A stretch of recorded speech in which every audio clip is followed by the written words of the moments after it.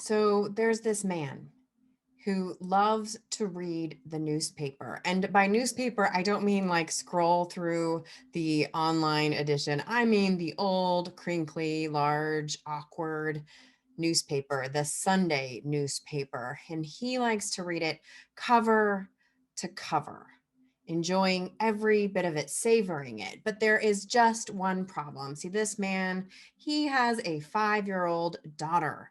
And for just as much as the dad likes to read his paper, this daughter loves to interrupt him as he tries to read the paper.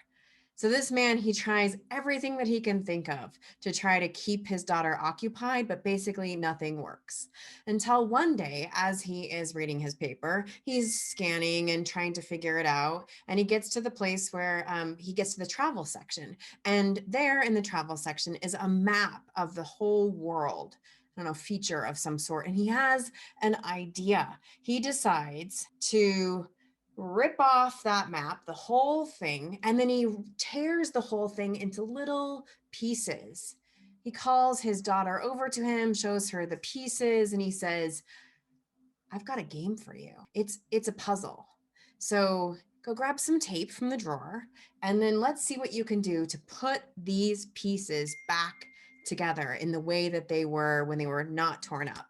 And she's very excited about this game. And so she goes off and he's like, okay, this is going to take her forever because it's a map and she's 5. It's the whole world. There's no way she knows that geography. She's smart, of course.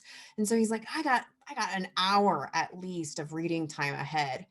But then 5 minutes later, in comes his daughter with the pages all taped together. The man like shakes his head like, what is going on? Are you brilliant? He thought maybe she just like put them together randomly. And he's like, come here, honey, let me take a look. And he looks at it and he realizes, nope, the map is exactly perfectly reconstructed. So he looks at his daughter in disbelief. He's like, my God, she's a prodigy. How did this happen? How did you figure it out so quickly?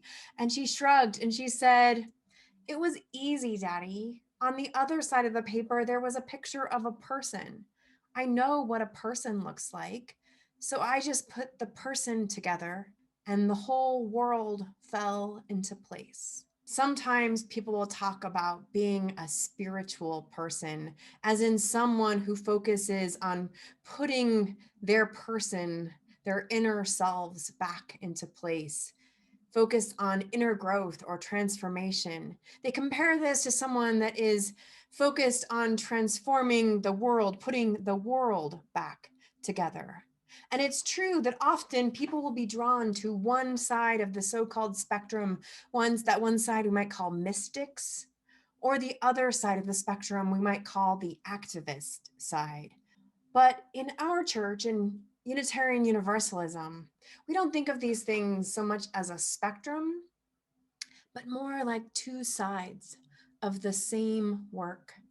You cannot do one without impacting the other, and they work together. Spirituality is like a Mobius strip moving freely, dynamically between the individual and the collective, working to heal the person and heal the world.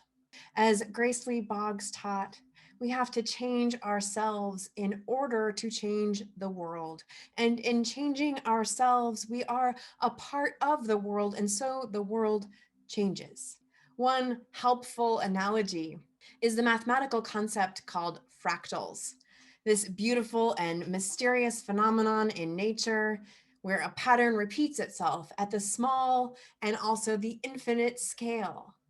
Within our community, we can think of each of us as individuals, as a part of a whole community, like those fractals, so that how any of us moves and acts, the patterns that we hold, how we change and shift those patterns, how we grow, that has ripple effects so that our whole community shifts and grows.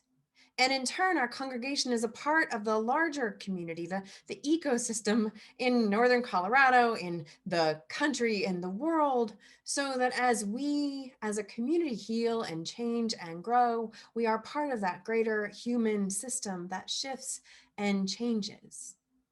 The healing and wholeness of any of us is deeply connected to the healing and wholeness of us all. Put the person together, and the whole world falls into place.